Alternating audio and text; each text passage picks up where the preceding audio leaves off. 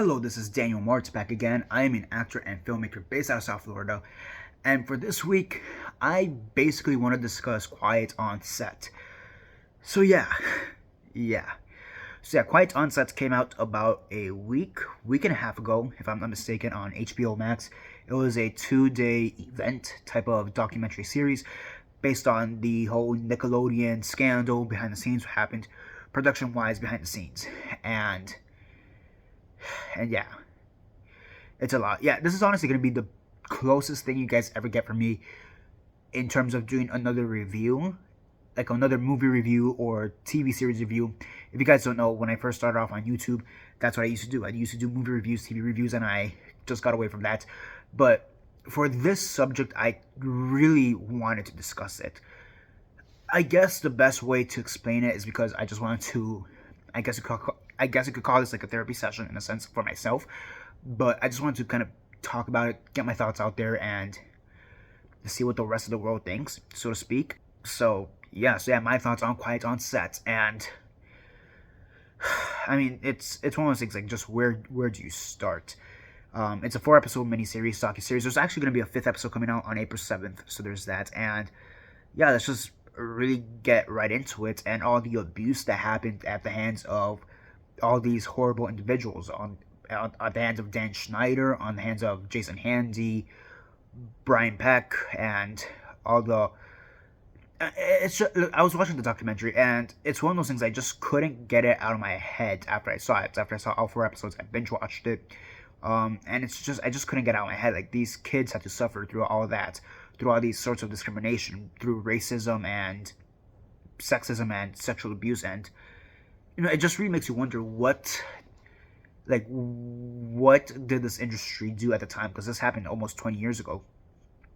Like, what was going on in the industry at this time to allow that to happen, and then for it to happen for so long, because it basically happened from, I want to say, the mid 90s to the mid 2000s 2010s. Like, that whole thing spanned 20 years, and the only reason it stopped was because of the Me Too movement.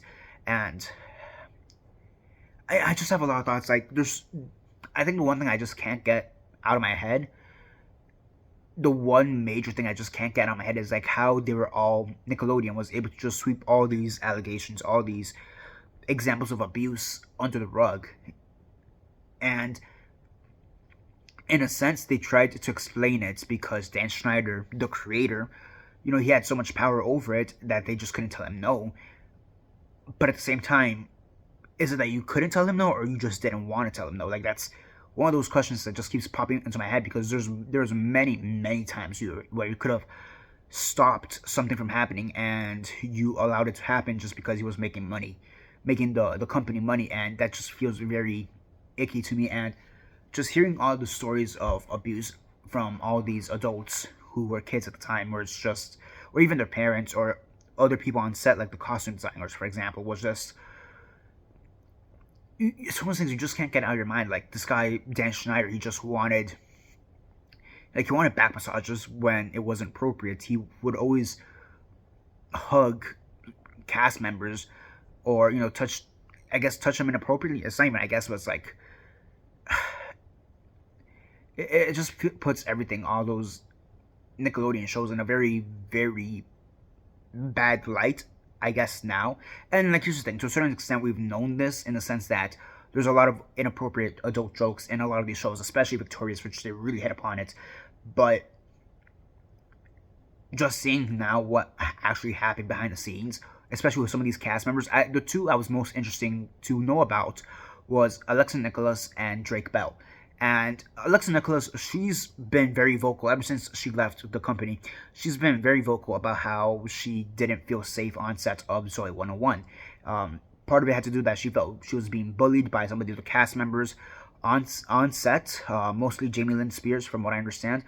And there was some stuff about when filming that made her feel uncomfortable. And one of the big examples they show is the cum shot, I guess you call it, gag that they did in one of the episodes. And it's like she said, it's not funny.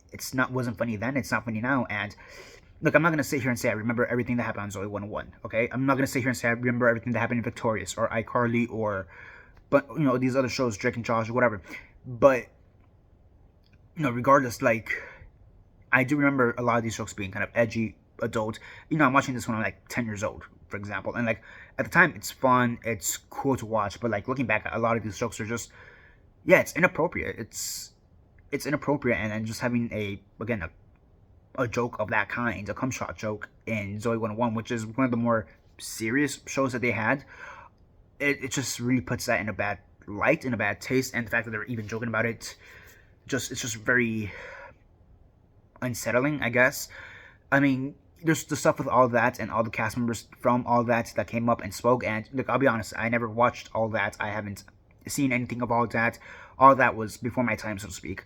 But just knowing that a lot of these people essentially were experiencing racism, or yeah, they were experiencing racism, and then the fact that they got fired for speaking out at the time. Brian Hearn, I believe is his name. He and his mom spoke out about like some of these jokes aren't appropriate for my kid to do, for him to do, and he got fired at the end of season 2, season 3. So it just puts it in a bad light, and it just puts everything in a very gross way. And that's just the racism. That's just the, I guess, gaslighting. That's just the manipulation of it. Like, this is before we actually go into the details of the sexual abuse stuff that happened there. And honestly, like, fuck the kids from Ned's Declassified. Fuck all of them for making light of this.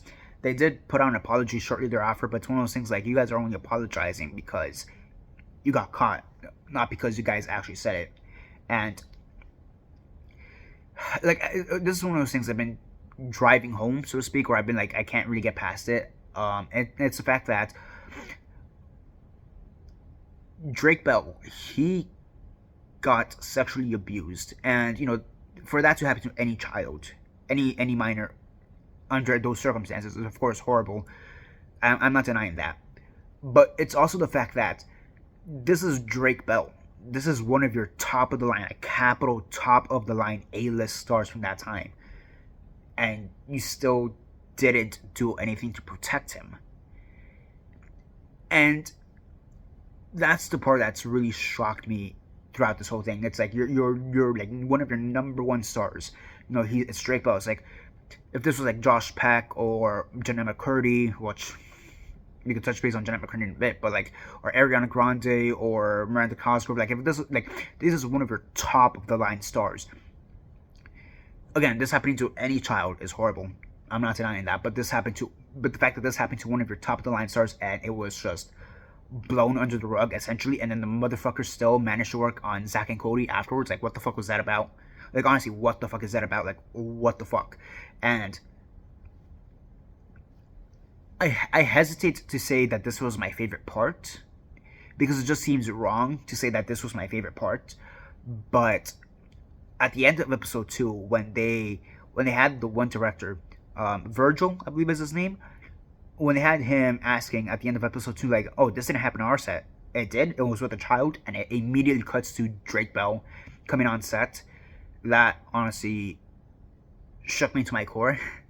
Like, I immediately started crying, like, straight up. I'm like, oh fuck, like this, and like, that's not right, And then him telling his story afterwards about how this rapist, let's call it what it is, the guy's a rapist. How this rapist raped him, essentially sexually abused him, a minor. How he would always go to his concerts with him and his friends, send him inappropriate messages, and and his father was right, and then his father saying, oh, I'm glad they didn't get you. And then he finds out afterwards, and then his father breaking down. Like, that's tough to watch. And like, I'm not gonna lie, episode 3, episode 4, those 2 episodes broke me, because I'm just like, I'm watching this, and it's like, what the fuck? Like, just what the fuck? Like, how is this allowed to happen? And I hesitate to say this next part, because I don't want to portray Dan Schneider in a positive light, because the guy is an absolute asshole, creep, whatever.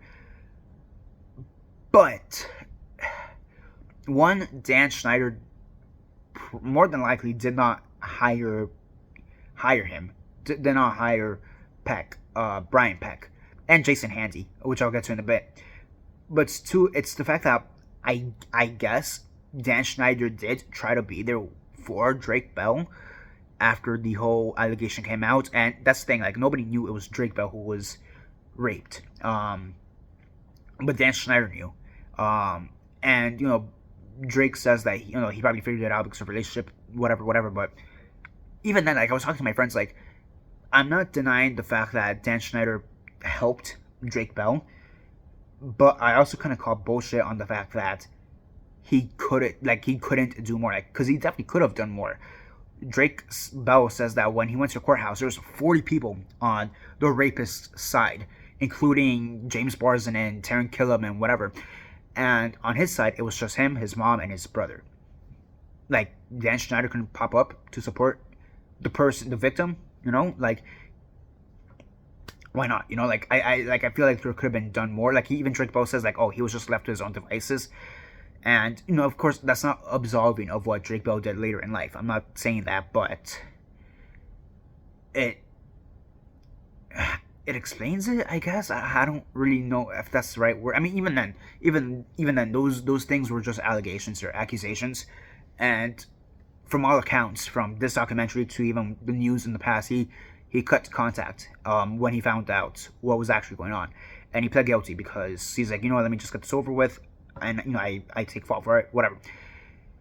I mean, I guess I could have pushed back a little bit on that, and some people have stated that they could have pushed back on some of Drake Bell's personal allegations against him, but like that's not the point of this documentary. And they did touch upon it, and and Drake's been very consistent in when it comes to that story. That like, yeah, this happened. I didn't realize how the person was. I found out, and I could contact, and that's that. And then trouble commenced from there. So. Yeah, and then I mean I just couldn't get past the fact that that happened to him, and the fucking rapist went and worked on Zach and Cody, and it's like, where are the barriers to keep these people safe? Like, what the fuck? And they even said that some of the other directors that this guy worked with, that he worked with in Nickelodeon and as well as in Disney, they're like, oh yeah, we'd love to work with him again. And and when the allegations came out, they're like, oh, we have no say in the casting process per se, or which is probably true, but at the same time, like, if you have these concerns about this individual, then raise them up. And supposedly they did raise it up, but like it's one of those things that was just brushed underneath the rug very fast, and it's like, why? It's it's like that. And then you had the Jason Handy of it all, which rapey motherfucker, like it just surprises me that they allowed three, because they didn't mention a third rapist in this whole mix. They didn't focus that much on the third guy, which I kind of wish they would have. But the fact that there's this pattern of them hiring these rapists, and then when they're caught, nothing really happens at the end. Like, they do their jail time and then they're released and allowed to work again. And it's like, what the fuck is the point of doing that if you're not actually going to hold them accountable? And even the story of Brandy, which is the person that Jason Handy raped, or one of the persons, or sent sexually explicit material to, whatever. It's it's a shame that had to happen, because this is somebody who clearly loved the industry, who wanted to be a part of the industry, and then for it to shatter in such a way, in such a dramatic way, it's heartbreaking, because like, not only did you take away their dream, of course, but you also took away their innocence. And that's the thing. Dan Schneider, Jason Handy, Brian Peck, all these people took away people's innocence, whether it be because how they sexually abused these kids, or just because of how they were racist or misogynistic, or just consistently doing jokes in poor taste. Or like, you took away these people's innocence, and it's like, what the fuck?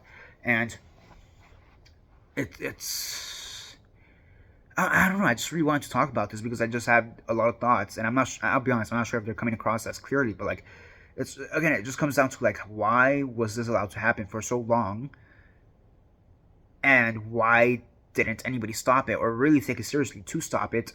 And the answer is because Nickelodeon only cares about the money. Straight up, they only care about the money, and that is eternally depressing. To put it yeah, it's just eternally depressing, and I can't really think of another way to word that, but eternally depressing. Like, you guys run a kids network. Protect your kids.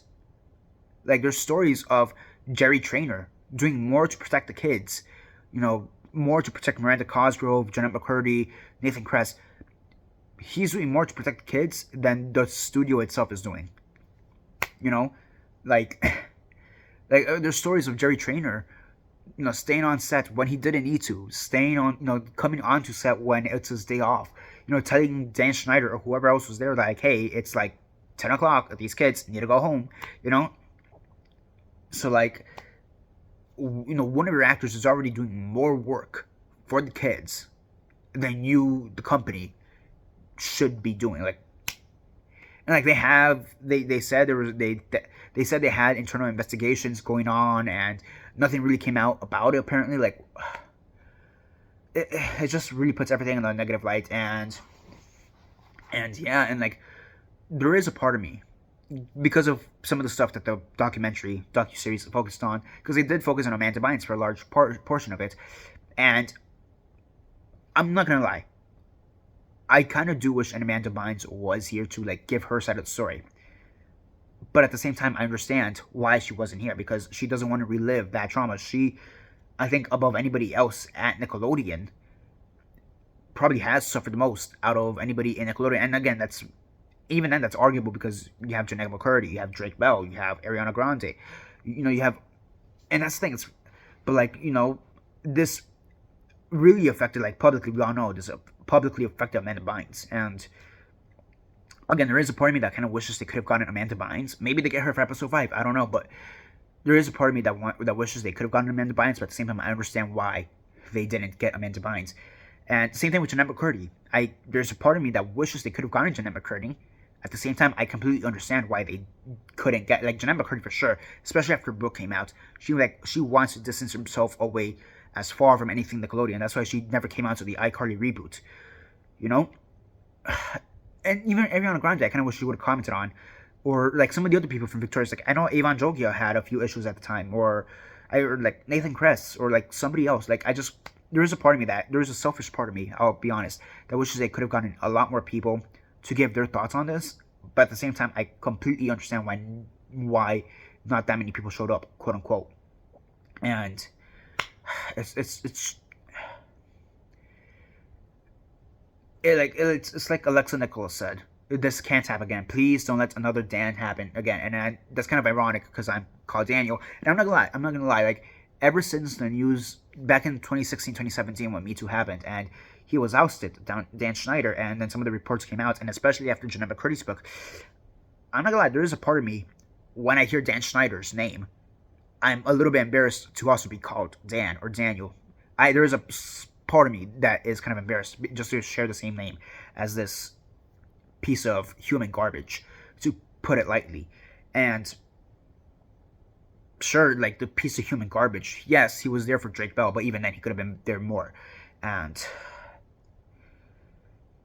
it's just, I don't know, I just want to talk it out, get my feelings out there, see what anybody else says. I know this video is kind of rambly, but like,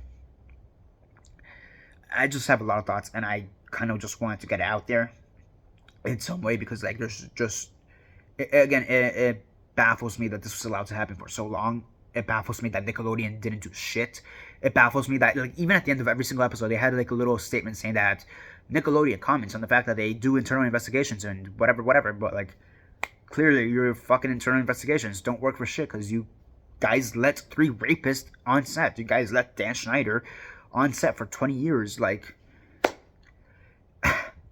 And then the thing that kind of makes me laugh too, it's the fact that Boogie, like a day or two after the docuseries came out, Boogie, the guy who played T-Bone in iCarly, he came out on his YouTube channel and did an interview with Dan Schneider himself, and that's just the biggest piece of bullshit propaganda that I've ever seen come from anything to try to save your own ass.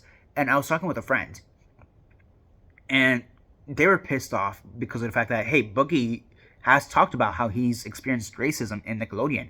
How can he just interview one of the guys who allowed this racism to flourish?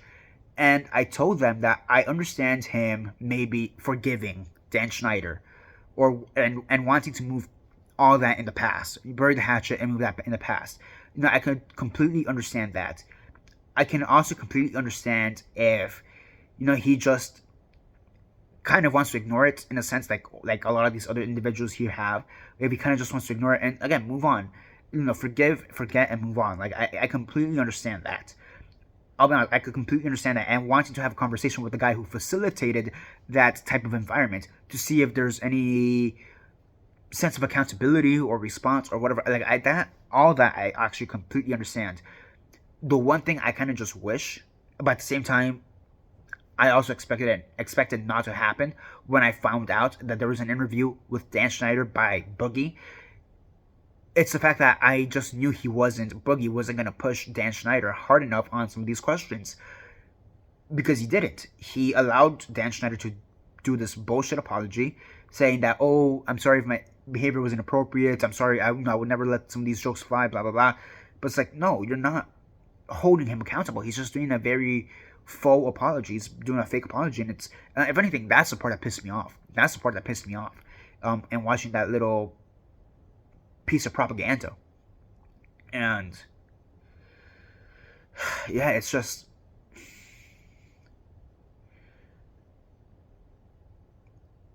I can't imagine the bullshit that happened.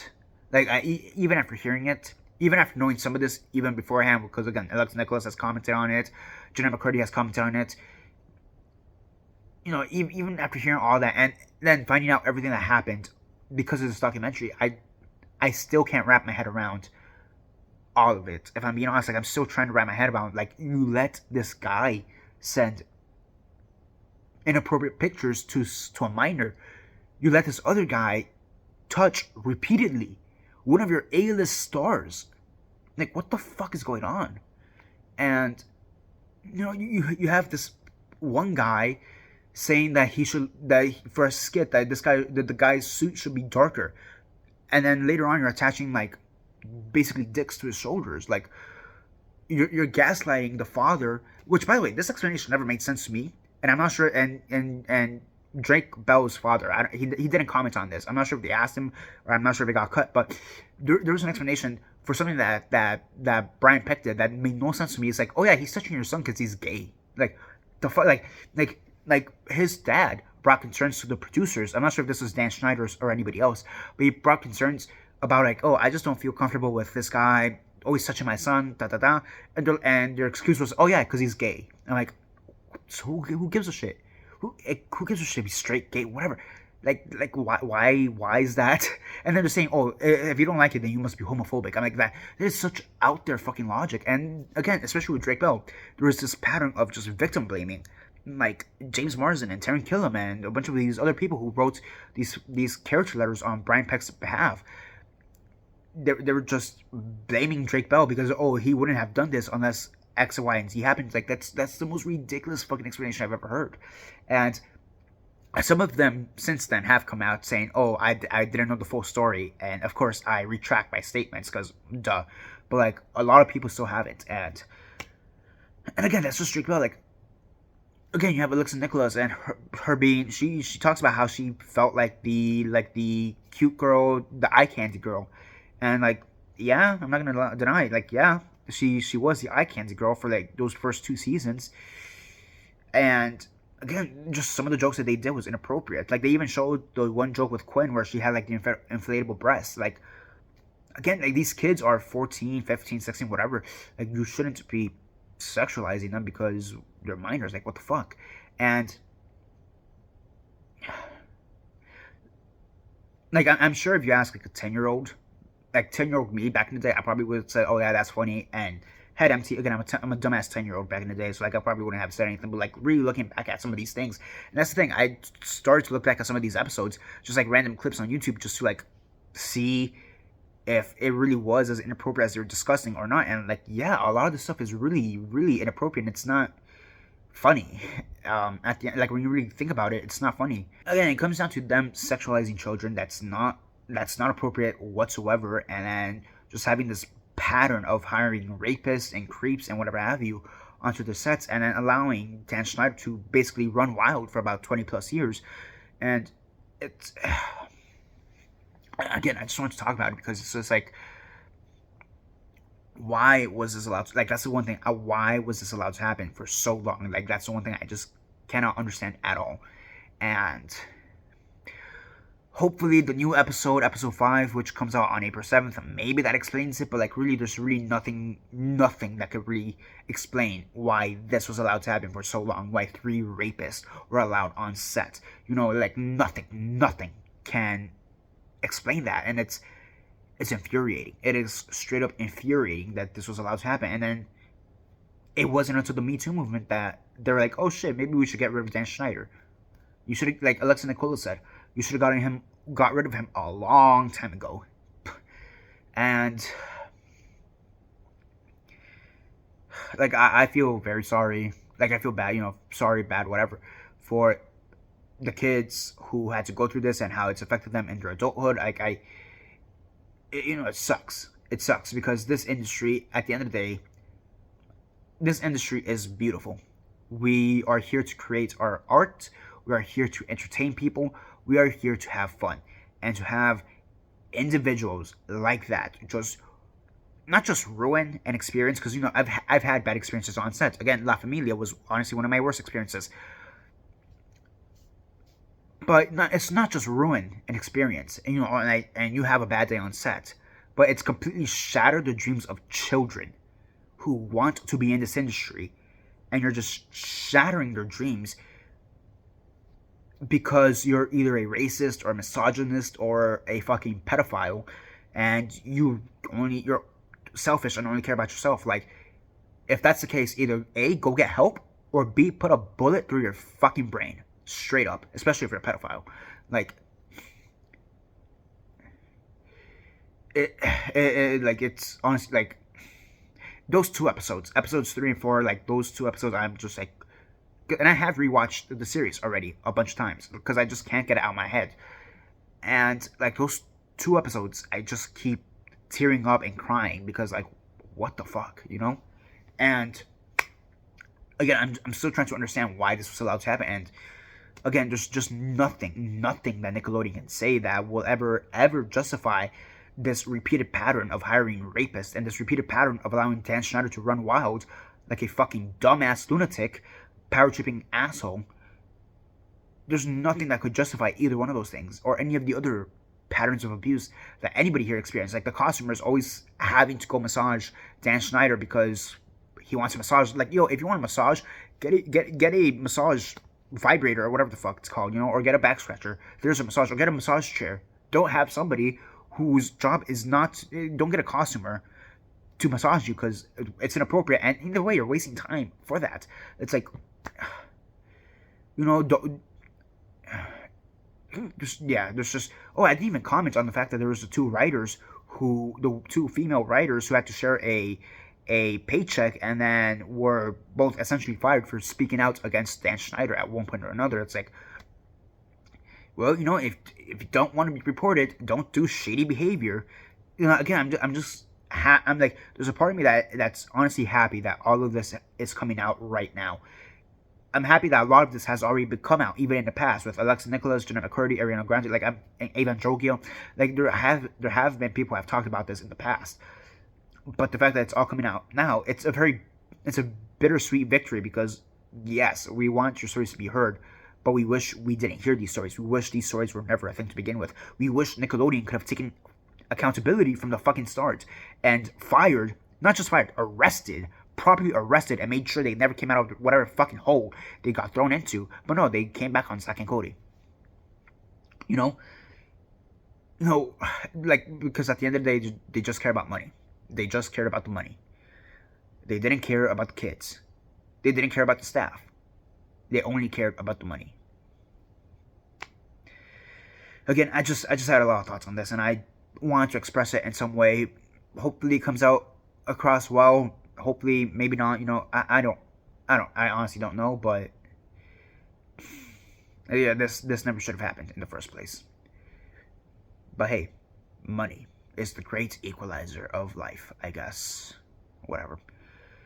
Yeah, again, another episode does come out on April 7th. Maybe I comment on it, maybe I don't. I don't know yet.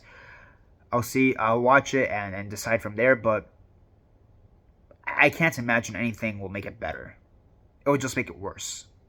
Again, it's going to be very bittersweet because, yes, a lot more of this information is coming out, and I'm happy this information is coming out, but again, we don't want to hear this information. This information should have never been a thing in the first place. What the fuck?